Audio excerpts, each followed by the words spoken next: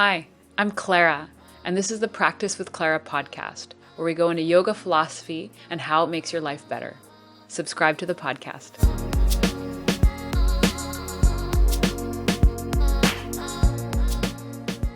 Hi, welcome everyone to the Practice with Clara podcast. You're sitting with Stephanie. And Clara. And our guest today is a dear friend and a fellow yogini, as well as many other things, Irene Sanchez. Hola, Irene. Hello. Hello, everyone. So nice to be here. So Irene is here. So nice to have you. Irene is here to join us for our theme on energy. And Irene is, as Clara mentioned, fellow yogi. She's also a holistic birth doula and registered traditional Chinese medicine practitioner. Welcome, Irene. First off, why don't you give us a little touch point on what it is you provide clients and a little bit more about what you do? Okay.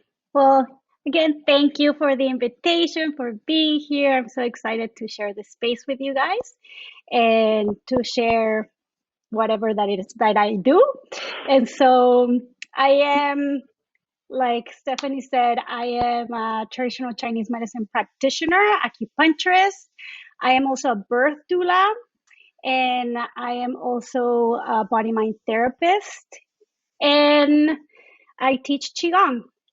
And so what I do with my clients, and in another backstory, I studied Western medicine in Mexico. So I'm an MD in Mexico. So I bridge Western medicine with Eastern medicine. So that's one of the key elements of my offerings, is that I have these two modalities that I bridge.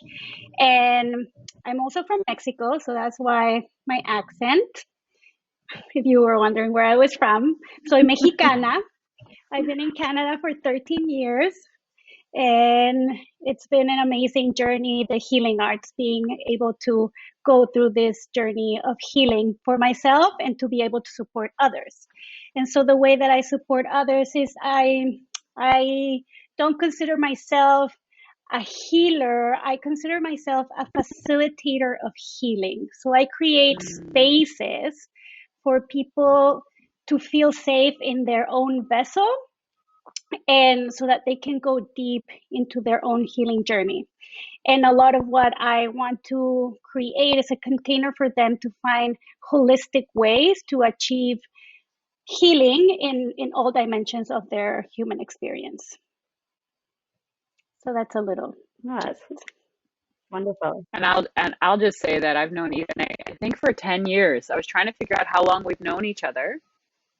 And I've definitely had many amazing sessions, acupuncture, qigong, and also you were at the birth of our little one, which was amazing and a gift to have you there. Such an honor, Yes, it was amazing. And so, yeah, we're so happy to have you on the show. We thought, who better to talk about energy with than somebody who plays with energy in many different realms, as you do. Yes, I love energy, and I love to talk about energy. So this is awesome. Irene, we like to ask 3 semi-random questions to help our listeners get a feel for who you are outside of the roles that you mentioned. So first question is, what is your preferred treatment when you seek healing? Who do you go to and why? That's a hard one, because it depends on what I am what's happening in the here and now. So I have many favorite treatments. Acupuncture, of course, is one of the top. Like, I use acupuncture for many things, not only for chronic pain, but I also use it for hormonal balancing, for stress, for just overall, when I'm feeling like I'm going to catch a cold or something, I go and receive acupuncture because I feel like it really helps to boost my immune system. I love cranial sacral therapy. I love chiropractic sessions. A lot of people don't like to be cracked, but I love being cracked because it just creates this space of possibility of healing in the body. And I love all types of body work. And I love therapy. I love going and seeing my therapist because it just it it helps me connect the dots and bring so much insight and healing in what is happening in the here and now. Mhm. Great. Oh, and one that I love that I'm going to mention is Watsu Therapy. Have you guys received Watsu? No. From you, It's I got Watsu once. Watsu is massage in a body of water. So it could be in a pool, it could be in the ocean, it could be in a lake. Like the practitioner has to be standing, but then they like sustain you and then they move you and they do massage and this like there's another modality called water dancing, and it's very much dancing in the water, and it just feels like you're in the womb. Just feels like you're in this cosmic space, and you can do a rebirth experience. It's just, you guys haven't experienced Watsu, I highly recommend it. That sounds amazing. Like, I'm in. Sign me up for the ocean one. You feel weightless. That's one of the gifts I found about it. You feel like almost like you're in one of those deprivation tanks, the sensory deprivation tanks. It has that very light feeling because someone's holding you. Totally. But in the deprivation tanks, you're still, and in this one, there's movement. So there's this flow. Yeah. But yeah, that lightness, that weightlessness is, yeah. So Irene, I know you love dancing, just from things you've mentioned to me. So what are 3 of the top tracks you like to dance to? Or some of the artists or styles of music that you like to move to? I love electronic music. I love trance, and I love, I can't think of names right now, but there's this there's Portuguese DJs that have like an upbeat trance project, but then they have this like ambient trance project that I love. That's called, can't think of the tracks right now. But I love to dance to electronic music. I also love salsa. I love to dance to salsa. And I love like classical music, like just going full style, ballet style. I've never studied ballet, but I make myself dance ballet. That's awesome. Love it. That's a variety. It's a wide variety. It's a variety. Because I love dancing, like any music, if it has a beat, if it has a vibe, like Clara says, a mood, like I move with it. Yeah. Okay, last question here. The instrument you feel captures your soul. Whoa. That's a hard one too. The first one that came up, I would say piano. The piano. Lyrical. And why the piano? It's this lyrical, this lyrical flow. It's just like it feels like ethereal. It pulls me into like an ethereal space. And you definitely like living in the ether sometimes. That's awesome. Yeah, I see. Yeah. I feel like I have a lot of earth energy and I'm very grounded. But you've told me this a couple of times of how I like more Akash and ether. I was like, really? I was like, okay. Well, that's where I feel like energy lives in the ether, right? I feel like earth is like the tangible, it's dense, it's heavy, and you definitely have that.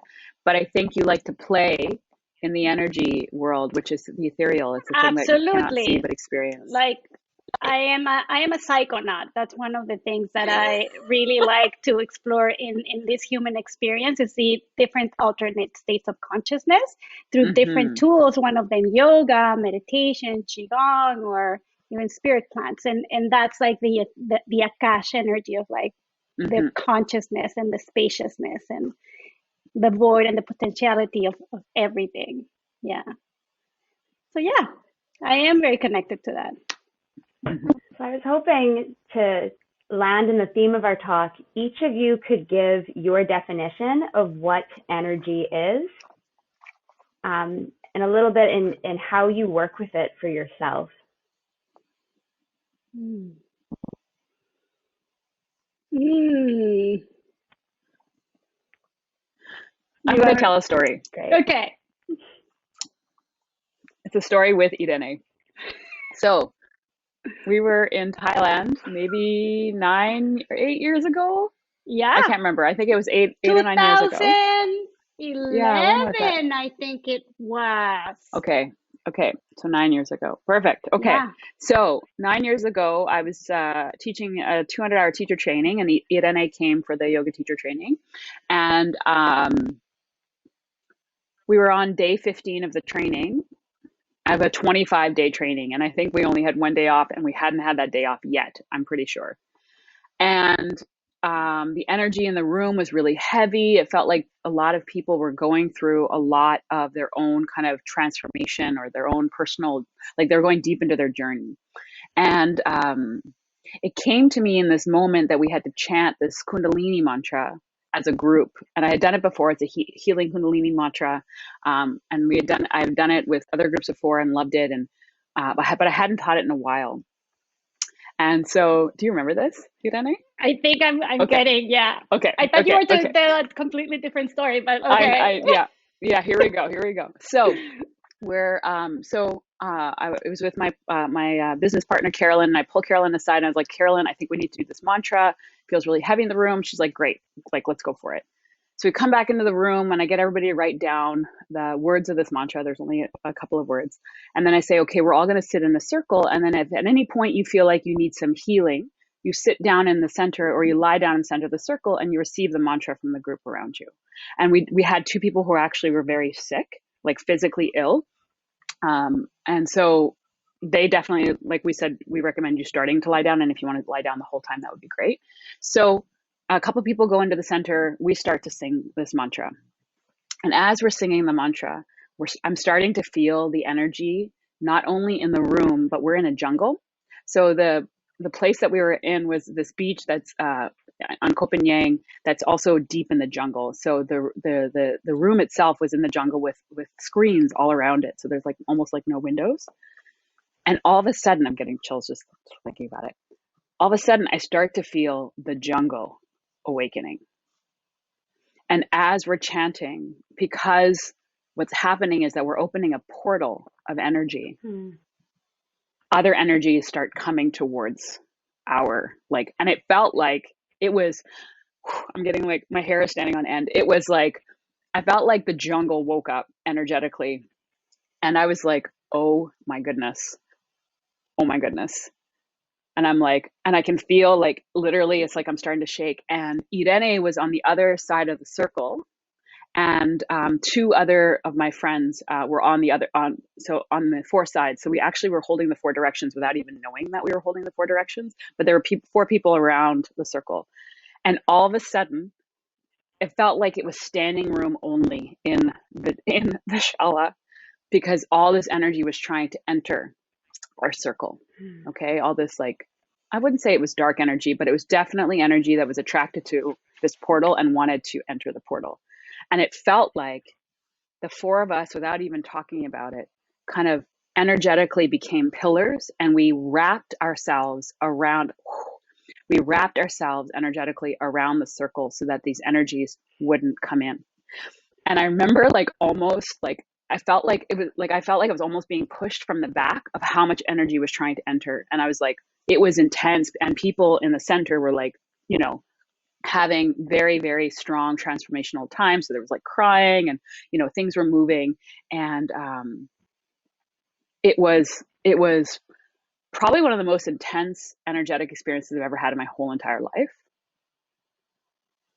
And I remember, so at the end of it, it started to calm down. And as the energy and as we calmed down, because I felt like, I don't even know how long we chanted for. It felt like a couple hours, but I'm sure it wasn't a couple hours. It was probably, maybe like 45 minutes to an hour. it started to calm in the room, and those energies that were trying to come in started to leave. And then I had everybody lie down, and I burned incense, because I didn't have any sage, I think, with me at the time. I burned incense over everybody, kind of clearing away their fields. And afterwards, Irene comes up to me and she goes, "You got to tell a girl if you're going to do something like that. You got to give me a little bit of notice before we're about to do something like that." She was like, "I just needed a little bit of notice." And I was like, "I am so sorry. I didn't think that this is what we were going to be opening up." Yeah. She was like, "I got to lie down." She was like, "That was so intense." I was like, "It's true. It's true." So long story short is there are a lot of times when I don't know what's going to happen, but I know that something needs to happen. And like I have these guides that work on different planes, these teachers that work through me. And so they tell me what to do, but they don't give me the why or how or what's going to happen. They're just like, "You need to do this." And then I say, "Okay, we're going to do this." And then I hold on for dear life and we figure it out, or, whatever. So I felt like there were definitely angels in the room. There were 3 other angels in the room, because I think if it was only me holding that down, it would have been a very different experience.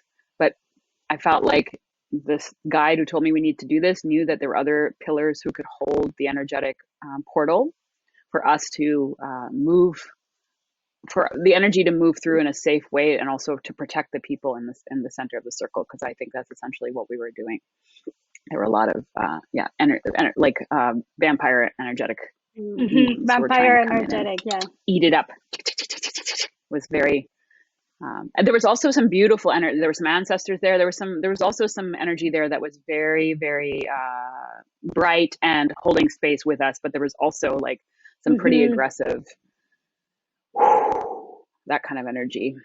So yeah, that retreat was intense.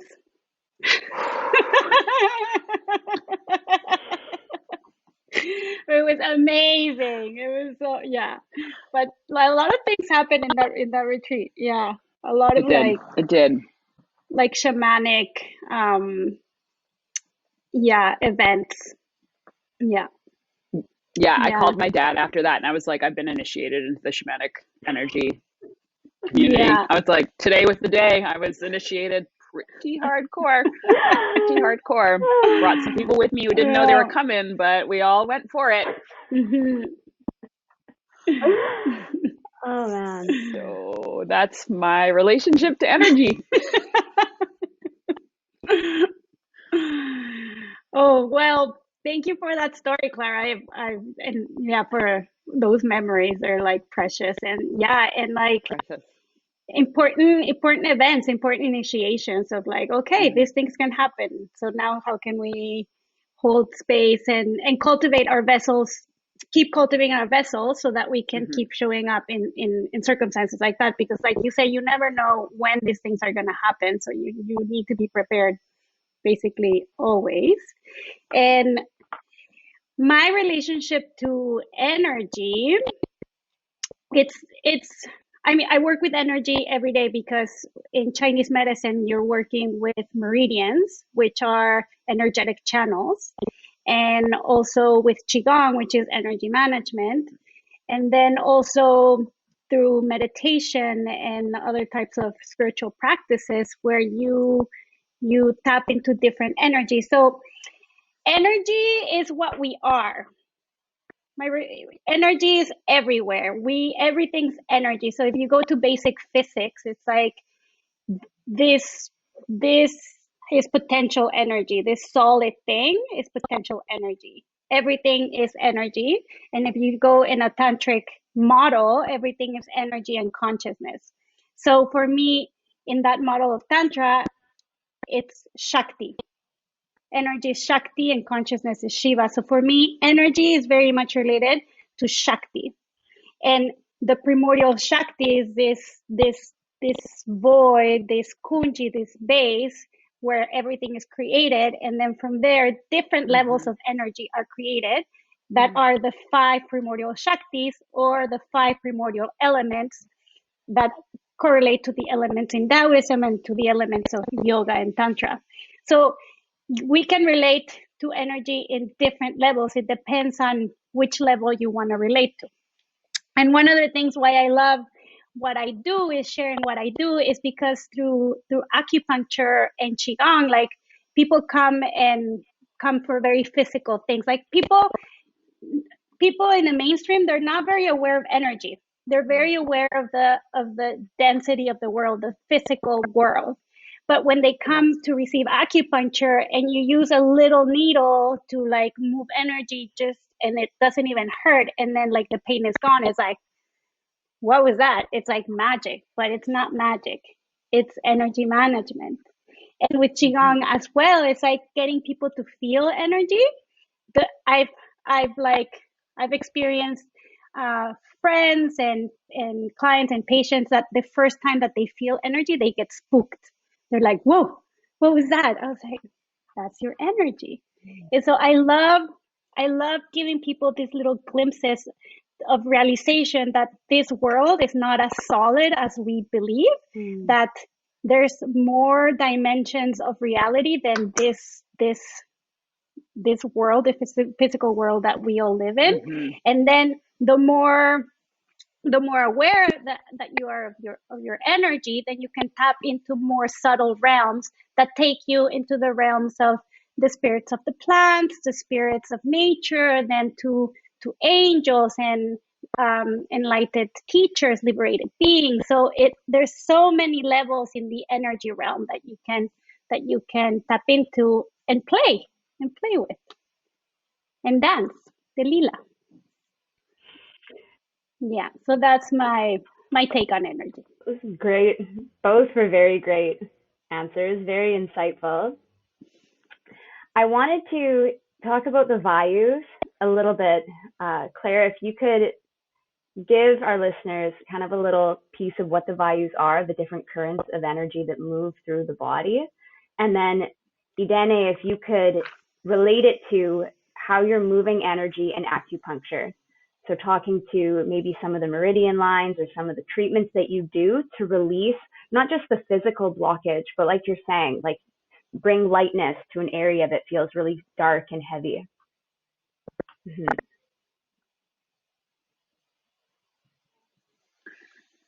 So the Vayus are essentially how prana moves through the body. And so in TCM or in Chinese medicine, the life force is known as Qi or Qi in the Japanese, I think.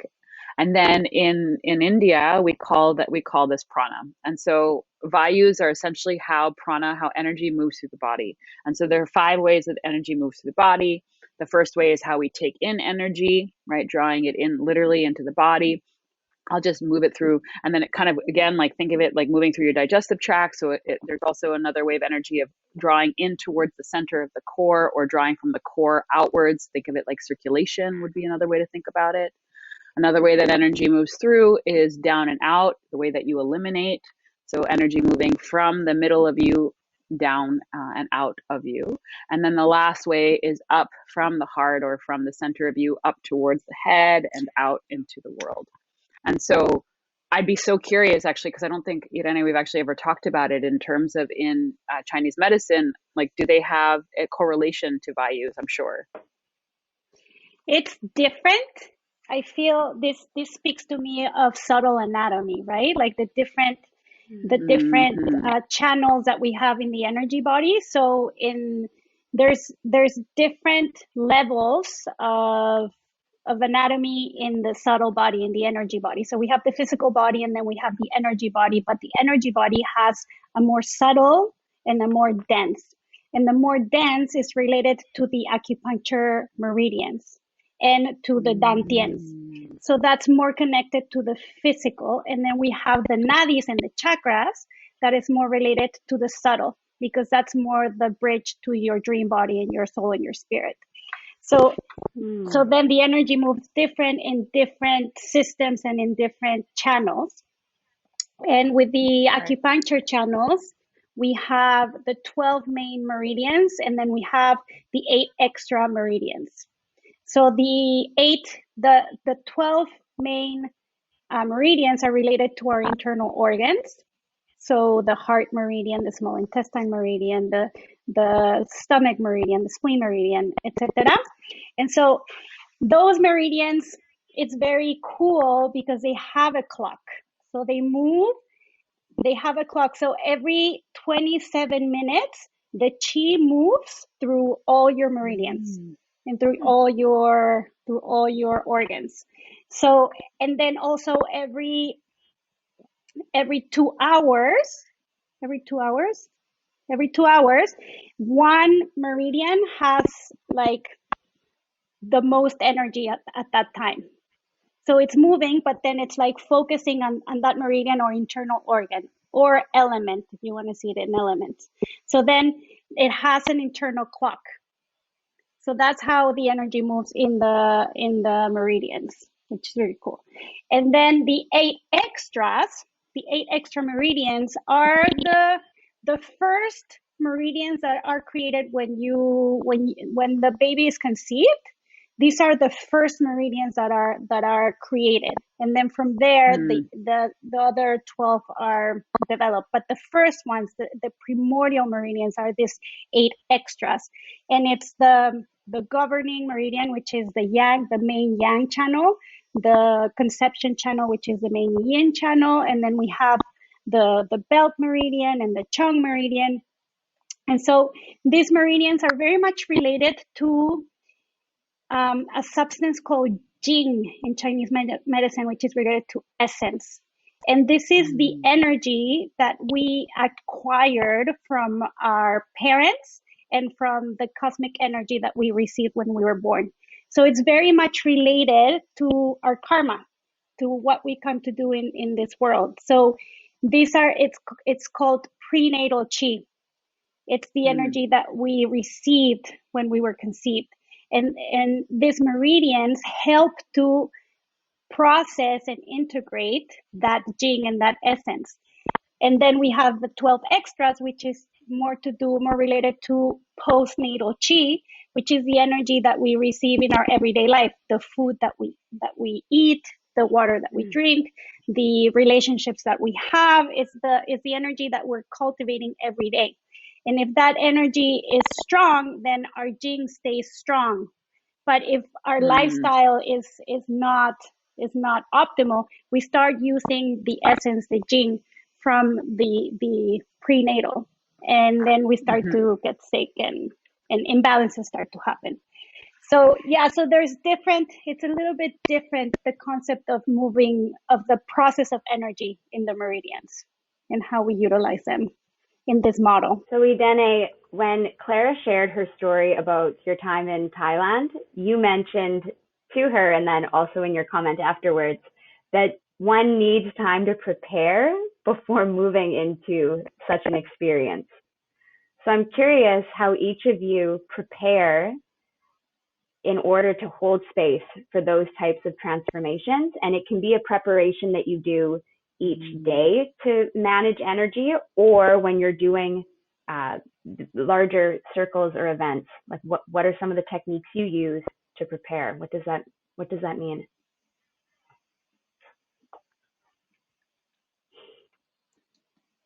You want me to go first? You prepare by living. Okay. Yeah, you prepare by living your life with as much integrity as possible, because it can happen, as Irene said, at any time. And so what does that mean? That means that to the best of your ability, for me, to the best of my ability, that I sleep enough, that I'm eating properly, that I'm hydrated, like literally that the vessel that I'm sitting in is as well taken care of as I can. Because then I'm in a better state of mind to be able to navigate anything that comes towards me or anything that shows up in my path. And so that would be the most basic level. The most basic level is you take care of your needs, my needs. I take care of my needs so that I am, again, to the best of my ability, in a place where I am grounded and connected and rested and watered and fed, as I like to say. So those would be the basic ones. And then the other ones would be to make sure that every day I do some sort of mindful practice. And so that can be pre-baby. That can be meditation, it can be yoga, it can be navel gazing is actually a big one for me that actually feeds and connects me, which means daydreaming. And now in my life at the moment, it is being as present as I can with my child. And that is a practice in and of itself that allows me to be here. So, because I can have the tendency, I don't know if you've been with little ones, but they're not super interesting in the fact that they can get like really caught up in like one little toy for whatever. And you're like, wow. So now I just try to get wrapped up in the toy with her instead of being like, I could be washing dishes right now or folding laundry or like, because I love to do. It's one of my favorite things in life. And I'm learning how to just be in a different way with my daughter, which is such a gift. So I'm allowing this to be my practice now. Is like, just to sit and enjoy her eating Nana the banana, which is a plastic toy, not an actual banana. So she loves Nana the banana. So, just being that present. And so in that way, when I have the basic needs met and I've worked on being present, then anytime something arises in front of me, I can meet it from a place of not only integrity, but connection, because I find, at least for myself, and I can't wait to hear what Irene says around this, but like, when I feel a deep connection, then my intuition takes over when it needs to and tells me what to do. And so I need to have my inner ears open to that teaching, or else things don't work out so well. Can you share a story around when you've had that shift, Clara? When you've been open and there's been a teaching that came in spontaneously, not in the setting of a yoga circle, but just in your day when this has occurred for you? Yes. Okay, here we go. I'm in Africa. And I've just landed, and I spent 2 days on the road getting there because I got stuck in Istanbul, and like my luggage got, I didn't get my luggage anyway. There was this whole thing. So I was like, there was quite a kerfuffle happening for 2 days. I was like, and I've landed in Tanzania, and it's 2 a.m. And we get off the airplane and there's nobody in the airport, and the airport is tiny. And they take all the non-Tanzanian people and put them in a room. And then they tell us to give them $100 and our passports, and they leave with both those things. So my automatic New York Spidey senses are like, deet, deet, deet, deet, this. And we all did it because like we have no other choice. So here we go. We hand the $100. And so I'm sitting there, and I'm definitely having a mild freak out at 2 a.m. About whether or not I'm going to get my passport back, and whether or not this $100 is actually going to give me a visa or not. Anyway, I have this feeling to like look to the left of me, and I look to the left of me and I see some random dude standing there, and my instinct says, go talk to him right now. So I beeline it for this guy. I'm like, hi, how are you? We start chatting it up. He's from America. He comes here randomly because he plays poker online, and he's got family who now lives in Tanzania because they have a business, blah, blah, blah. Anyway, I'm like, hey, do you know if we're going to get our passports back? He's like, yeah. He's like, I've been doing this for like 8 or 9 years. Totally fine. I was like, okay, great. So we get them back, and I'm supposed to have had a taxi pick me up from the hotel that I was staying at. And of course we go out there, and there's no taxi. There's nobody there. There's taxis, but I don't even know where I'm staying because I'm staying with a friend, but the taxi's not there for me. And I'm standing there for a bit, and he says, hey, like, where are you going? And I said, I don't actually know, because I don't actually know the address, because I thought this person was going to be picking me up. And so he pulls out his phone. He's like, do you remember the name? We look it up. And he's like, oh, it's actually like 2 blocks from where I live. Why don't you take a taxi with me? And I said, absolutely.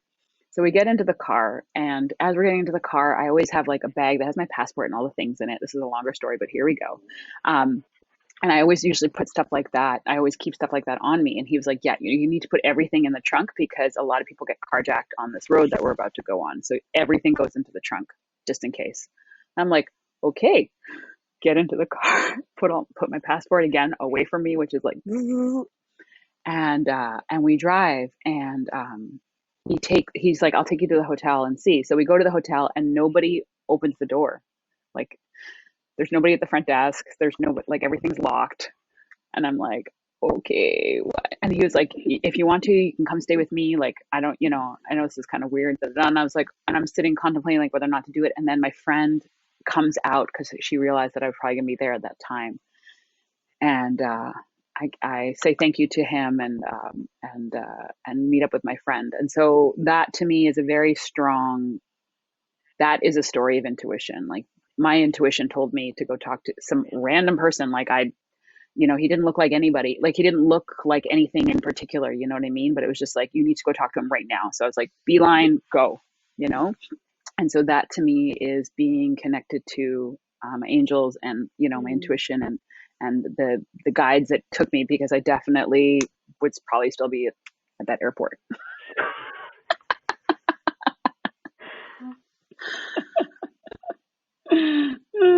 So that's an everyday story. Great. Idene, how about yourself? How do you prepare?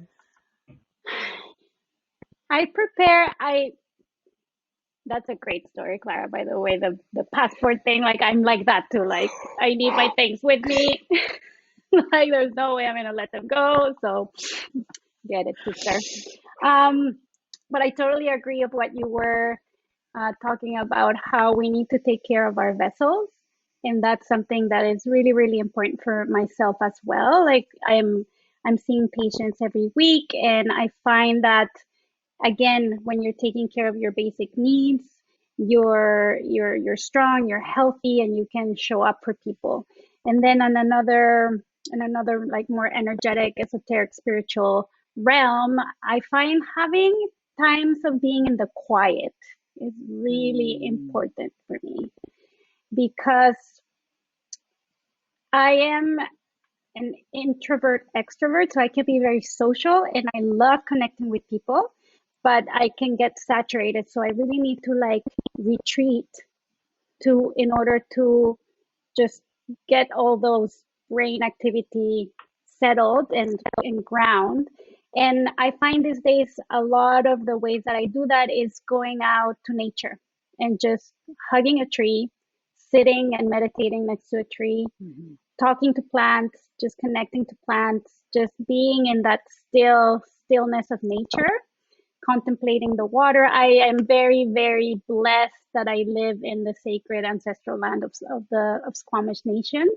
And so I have this beautiful playground that I can get to connect every day. So being in nature is one of the things that really fills me up and fills my vessel, so that I can, that it allows me to show up for people. And and the connection piece, like it's one of the main signs for me, like that I am in a good place, that I'm grounded and connected. When I can connect to people, when I feel like I'm not connecting, I'm like, oh, I need to retreat. I need to fill up my vessel in order to show up for people and serve. Yeah. And can you think of a moment when, such as Clara shared a story, when your intuition, that sensation appears that has told you to move in a different direction, or you've had to react in such a way where it's something shifted and you were aware of the energy that was moving?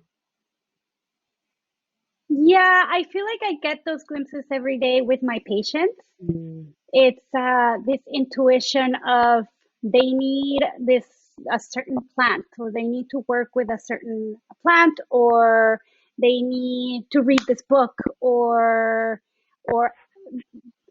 for what they told me, I have this plan of treatment, but something tells me no, I need to choose these points for right now. So it's like trusting that gut feeling and that intuition, and it does show up every day. It's like just trusting and tapping into that, and I love when those answers come. It's just like this download of like, yeah, this person needs this herb and this book, and they need to go see this person, and giving them those little nuggets that comes as a download. Yeah. Great. So in terms of energy and being in the ether, this is also around the third eye chakra and being in the intuition, the intuitive realm.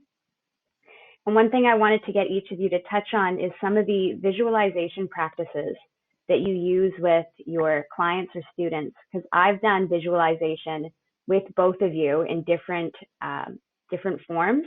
And I actually went and looked up what visualization does in the brain, which I can share afterwards, just because for the analytical mind, I wanted to know what's going on. So if you could touch on a visualization practice that you use and perhaps why you use it. What was your reason of using that method? Mm-hmm. I use a lot in my practices visualizations based on hypnosis, helping people go into a deep trance, into a deep state of relaxation. And the hypnagogic state, it's a natural state that we all experience in life. It's like when you see this beautiful flower and you're hypnotized by this flower of this beautiful landscape. That's the hypnagogic state.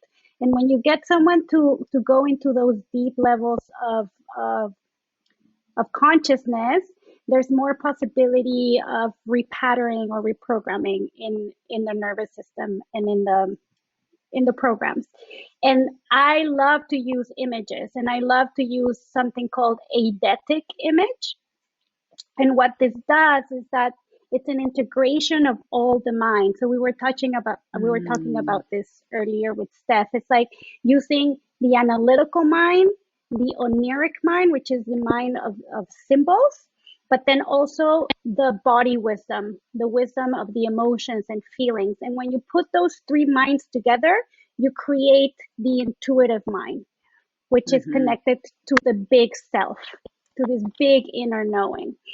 Because I feel in society now, we've put a lot of value in analysis, in the analytical mind, in understanding the scientific process. And so we've lost touch with the symbols, with the realms of symbols and dreams and fantasies and art. And there's so much richness there. And then also we've lost touch with our emotions and our bodies. Like people are living disconnected people are living up here. So with these eidetic images, you are using the analytical mind, which is great because people are used to thinking. So you're giving them images, but then you're connecting them. Okay, so create the symbol. What does this symbol mean? What is like?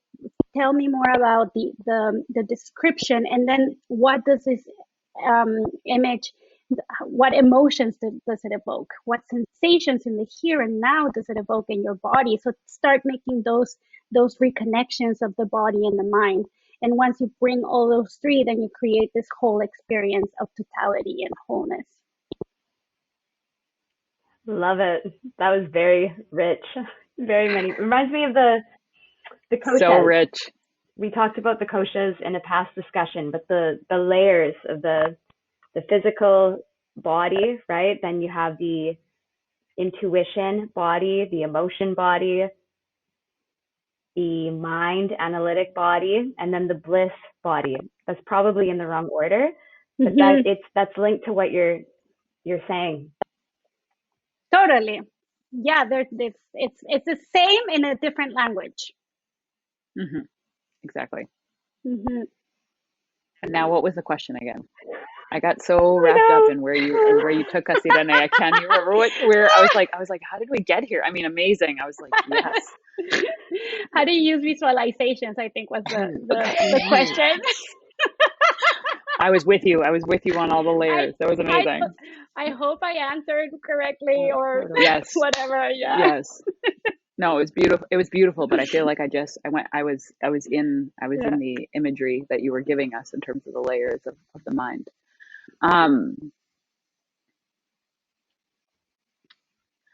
don't know why I use visualization. It's one of the things that show up in my teaching that I will say is not mine. There's a couple of teachers that work through me, and one of them does visualization. So I don't have an answer. I just know that sometimes I need to do it. And I'm told kind of what to talk about, to be very, very honest. That is, yeah, I don't do it often. It's not like a go-to for me, but it arises or it shows up kind of when I'm sitting with a group that we need to do this visualization. The one visualization that I will say I am aware that I do is they're called Chakra Kriyas. They're purifications to cleanse the chakras. I did a training on it in India. And so I definitely use that one as a visualization, which is envisioning going up and down Sushumna, which is your main energy channel, where the 7 chakras that we as yogis focus on the most.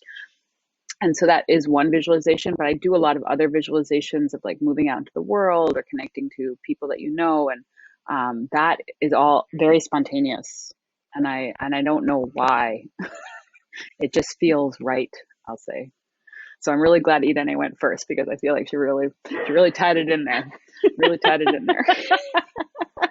I love it though, because that speaks to intuition and energy. You feel that that's the practice that will serve for students in that moment, so you embrace it. Mm-hmm. Mm-hmm. So what I discovered about visualization, and I love all the non-analytical reasons for doing visualization, but I just thought this was fascinating in how visualization lives in the motor cortex. And that's also where the imagination and empathy are stimulated and provoked.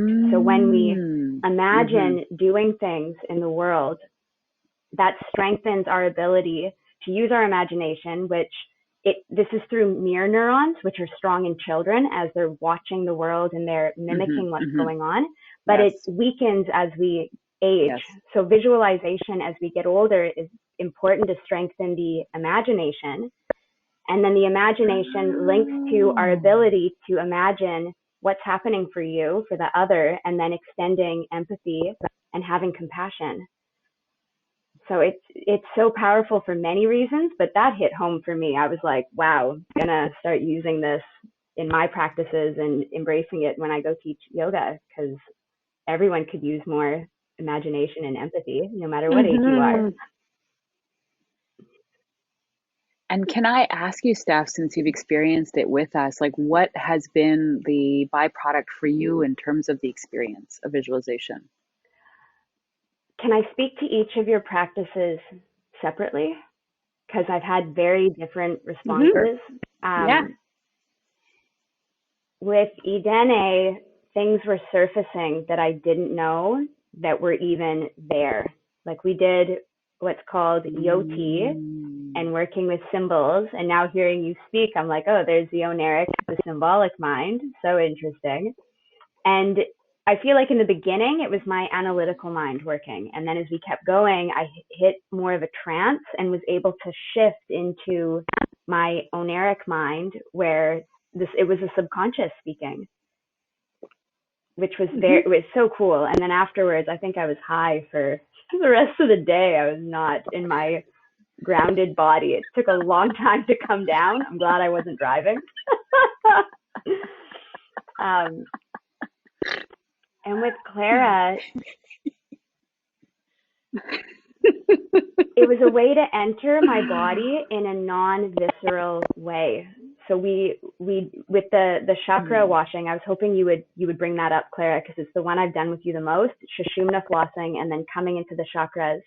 And for our listeners, Clara has a yoga nidra on the Practice with Clara site, where she does the chakra cleanse, and it's my favorite practice to do before bed. I probably do it 3 or 4 times a week. It's like 20 minutes long, and it just completely grounds me and brings me into the energetic body.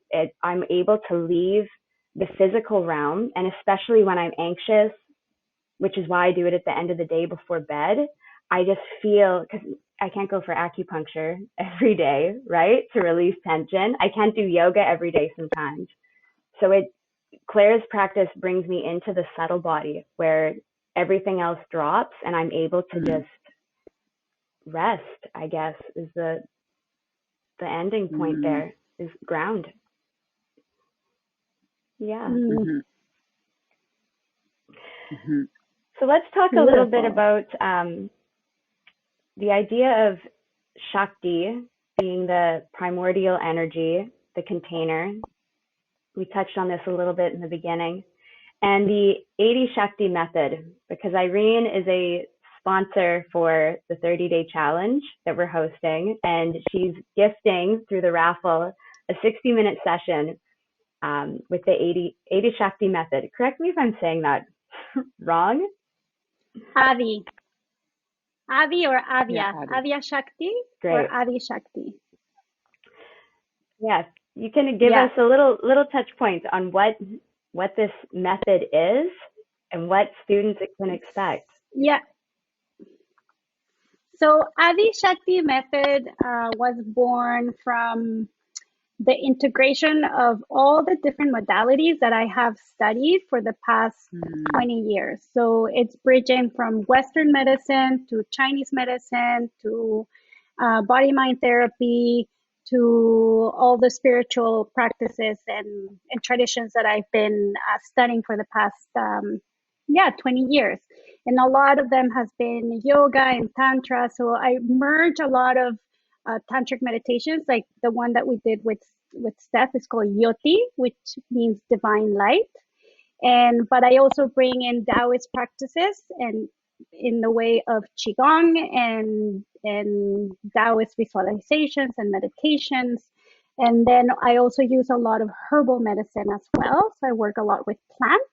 So it's this beautiful combination of all these different modalities, and depending on what the person comes in, it's like I have this little toolkit of things that I can utilize whenever what I feel and when the intuition comes in, like, okay, this is what the person needs. So that's what the Adi Shakti method is about. And really, like, the goal is to open up the flow of energy in the person. So through life, we create certain patterns of defenses depending on the different experiences that we've had in life, and that stays in the body. So I use the body as a main tool for healing. And I believe the integration has to be done in all levels, not only in the physical body, but in the energy body, the mental body, and the spiritual body as well. So the goal is to integrate all the bodies so that the person can have a gestalt experience, which means a complete experience of themselves, and to know themselves, to remember their true nature, to remember their divinity in this body, in this reality. And a lot of that happens through the release of blockages, so with acupuncture, I release blockages in the meridians, in the physical body, and with the other practices, we bring stuff from the unconscious and we integrate. We do shadow work and symbol work, archetype work, and things like that. Yeah.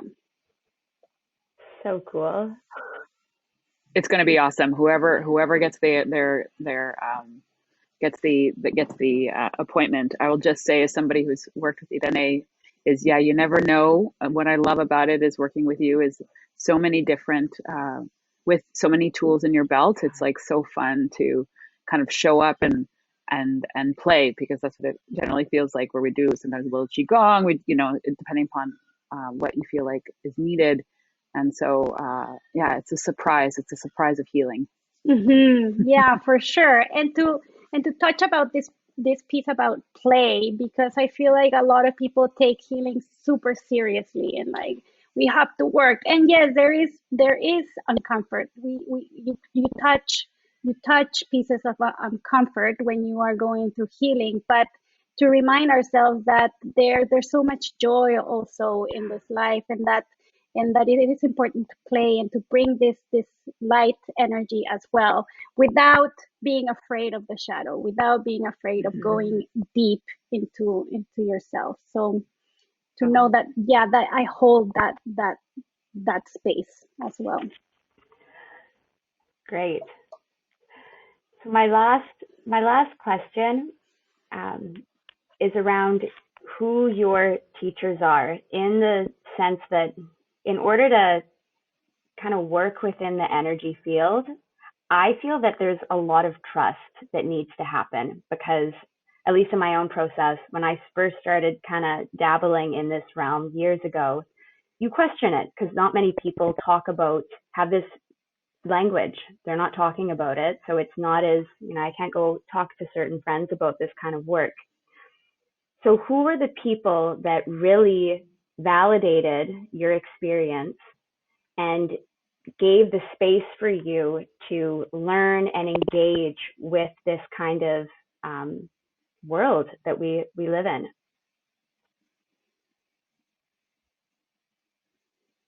Yeah, I feel what came up, like the first time that I was able to explore this world was actually when I was studying medicine.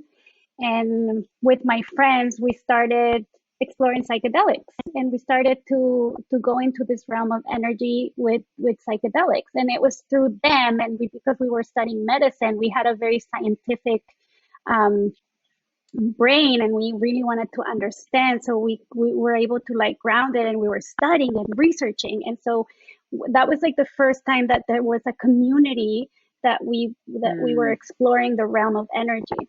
And it was like different than what we had experienced all our lives. And then slowly through life, I feel, so my friends were the first people, the first community. And then it was actually coming here in Canada where I met my spiritual teachers in the physical realm. And I started studying with my teacher, Carlos de Leon, and my shamanic teacher, Gretchen Anderson. And it was with them that I tapped into this other broader spiritual community, now my spiritual family, my Sangha, that we were the weird ones, that we could like really talk about psychic abilities and like the fairies and the liberated beings. And did you see Tara today? Did you see who are you working with today? No, Ganesh or Lakshmi, or so you can have this connections at that level, and this conversations very openly. And then so those have been my main two teachers. And then as my path has evolved, I feel like now my main teacher is nature. My main teacher is life and great spirit, connecting to that level. Mm-hmm. Yeah. And Shakti Ma, Jai Ma, La Mama, La Big Mama. Yeah. And yeah. Yeah. And this little guy is one of my main teachers. Oh. So she's holding up, if you're listening to us, she's holding up her sweet little dog, Maluk, which means moon. No, it doesn't mean moon. What does Maluk mean again? It means moon. Yeah. Okay. It means the moon. Okay. Yeah. Okay. He's a big teacher. Yeah. So there. I would say that the first teacher that I really worked with in terms of energy was probably my martial arts teacher, Constantine Darling, who has left his physical body, but is still with a lot of us every day. And he works a lot in the dream world, as well as he gets a lot of the form that he taught me in terms of the moving meditations and pranayama were downloads that he would get from dreams. And so I would say that he was the introduction to it. And then the community that I met through him, as well as actually a lot of people here in Vancouver when I moved here as well. I met a lot of people in the yoga community who were also doing a lot of energy work. And so, we were like the psychic freaks, or the empathic ones, who could feel and talk about the funny things in life, or the important things, depending on who you talk to. Great. Well, thank you. Thank you so much for joining us today. It was amazing to have you, thank Irene, you. and for you to Something take that the came up time is like, and yeah, I wanted to say that I also like in this spiritual community that I want to honor the yoga community because that's where I met you. And I remember that that was a very important phase in my life when I arrived to Vancouver, and all those relationships and all those friends that created that platform that we can communicate at that level as well. And so I just wanted to honor that community that I hold dear in my heart. yes, Yeah. same, and we hold you. I remember when you came, actually, I was just thinking that when I remember the first time I met you at Flow, I think, at a yoga Yeah. studio that also had acupuncture and other kinds of healing modalities. And Irene landed like a ball of fire in a beautiful, bright way. You were so bright. I remember that. That was one of the first things I remember about you. Thank you. And so, yeah, yes, thank you so much for taking the time to share with our listeners your amazing journey, and you know, whoever gets the treatment with you, you're gonna have a wonderful time. And Steph, thank you for all your amazing questions and holding the space for us to share. And yeah, we hope you have a beautiful rest of your day, those of us listening, and we'll see you next time. Thank you. Thank you, friends. Bye. Thank you. Thank you for joining us today on the podcast. Today's podcast was brought to you by the Practice with Clara app. That's mine. I've created almost 100 yoga classes for you to do at home or on the go. And they're available to you on your favorite device, including mobile, desktop, and TV. These classes include Vinyasa, Slow Flow, Hatha, Restorative, Yin, Mantra, Meditation. I also just had a baby, so I created prenatal yoga for all 4 trimesters. So head over to clararobertsoss.com/join to learn more. Or search for the Practice with Clara app at your favorite app store. There's a 7-day free trial, so no commitment. And make sure to subscribe to the podcast. We've got lots of good stuff in store for you. Until next time, namaste.